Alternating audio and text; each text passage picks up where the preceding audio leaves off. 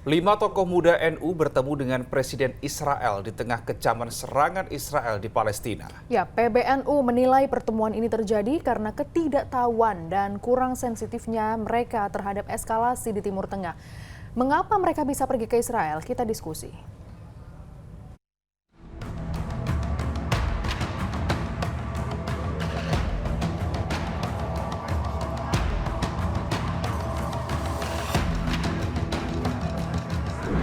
Dunia mengecam serangan Israel di Palestina, tapi 5 tokoh pemuda Nahdlatul Ulama justru bertemu dengan Presiden Israel Isaac Herzog.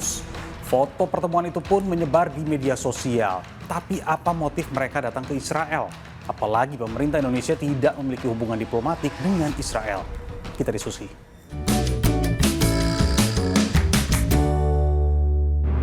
Ini adalah foto yang beredar di media sosial. 5 tokoh muda NU, Sukron, Zainul, Munawar, Nurul, dan Iza bertemu dengan Presiden Israel Isaac Herzog. Kecaman pun langsung muncul dari berbagai pihak. Ini menjadi pertanyaan besarnya, apa motif kedatangan mereka dan bertemu dengan Presiden Israel Isaac Herzog?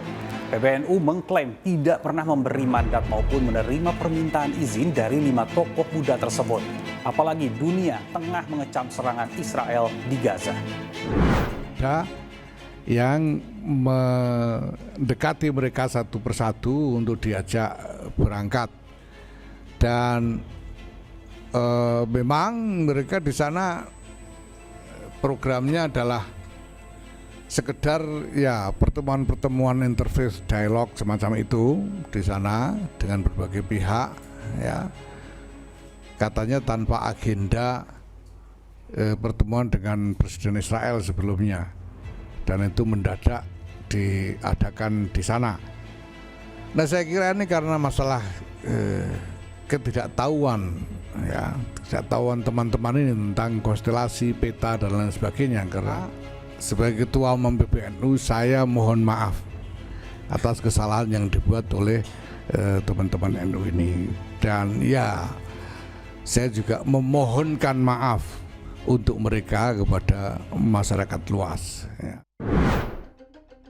Kenapa heboh dan apa salahnya saat 5 tokoh muda NU bertemu dengan Presiden Israel? Ini kata pengamat Timur Tengah. Kita tidak bisa melihat bahwa mereka adalah utusan dari organisasi besar Nahdlatul Ulama, karena mereka berangkat bukan atas nama organisasi, tetapi secara publik itu justru memberikan keuntungan bagi Israel pada saat mereka mencoba ingin mencari dukungan publik, ya, yang selama ini mereka sedang dalam kondisi tekanan publik yang sangat kuat, ya, termasuk juga publik dan aktivis ya kemanusiaan dari negara-negara Barat juga mengecam ya atas tindakan yang dilakukan oleh Israel. Pemerintah Indonesia juga memastikan 5 tokoh muda NU tersebut juga tidak mewakili pemerintah. Presiden Jokowi pun kembali menegaskan sikap pemerintah soal konflik Timur Tengah ini. Karena sikap pemerintah itu jelas, sesuai dengan pembukaan Undang-Undang Dasar 1945, jelas sekali. Jadi tolong ditanyakan ke PBNU. Dan Indonesia akan selalu ikut melaksanakan ketertiban dunia yang berdasarkan pada kemerdekaan, perdamaian, abadi, dan keadilan sosial. Itu yang terus kita pegang. Indonesia memang sudah sejak lama tidak memiliki hubungan diplomatik resmi dengan Israel. Tapi Indonesia yang memiliki warga muslim terbesar di dunia ternyata menjadi tanda petik daya tarik tersendiri bagi Israel. Ini salah satu contohnya. 11 April 2024, media Israel Haaretz menyebut Indonesia memiliki komitmen untuk menjalin hubungan diplomatik dengan Israel untuk pertama kalinya. Alasannya untuk bisa bergabung dengan Organisasi Kerjasama Ekonomi dan Pembangunan OECD. Tapi pernyataan media Israel ini dibantah oleh pemerintah Indonesia. Jadi kunjungan yang singkat ini dapat menjadi modal diplomatik Israel yang luar biasa, dan untuk itu akan dijadikan suatu modal besar dalam berhubungan dengan negara-negara yang belum memiliki hubungan dengan Israel, karena sekarang target Israel adalah punya hubungan diplomatik itu dengan Indonesia dan Arab Saudi. Dan dengan Indonesia karena umat muslim yang terbesar di dunia, kemudian karena ketokohan Indonesia di banyak organisasi internasional dan organisasi regional, kemudian dan kita adalah negara yang sangat konsisten tidak setuju dengan Israel dari tahun 45.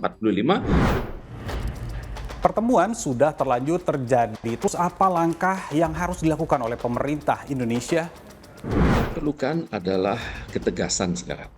Ketegasan bahwa dukungan kita terhadap kemerdekaan Palestina itu bukan hanya berada di level pemerintah, tapi juga di level aktor-aktor non-pemerintah. Misalnya bagaimana dunia usaha harus berhubungan, bagaimana organisasi kemasyarakatan harus berhubungan, dan juga bagaimana masyarakat akademik harus menangani hal ini ya. Karena Israel itu sangat cerdas, sangat pintar, dan sangat punya kemampuan diplomasi publik yang luar biasa. Pertemuan 5 tokoh muda NU dengan Presiden Israel terjadi di tengah kecaman berbagai negara terhadap gempuran Israel. Yang terbaru Senin kemarin, serangan Israel di jalur Gaza Tengah menyebabkan 11 warga sipil meninggal dunia, 4 anak-anak dan 3 perempuan turut menjadi korban. Hingga saat ini, agresi Israel telah menyebabkan 38.000 warga Palestina meninggal dunia. Saya tutup diskusi dengan kutipan dari Presiden pertama Indonesia, Soekarno. Selama kemerdekaan bangsa Palestina belum diserahkan kepada orang-orang Palestina, maka selama itulah bangsa Indonesia berdiri menantang penjajahan Israel.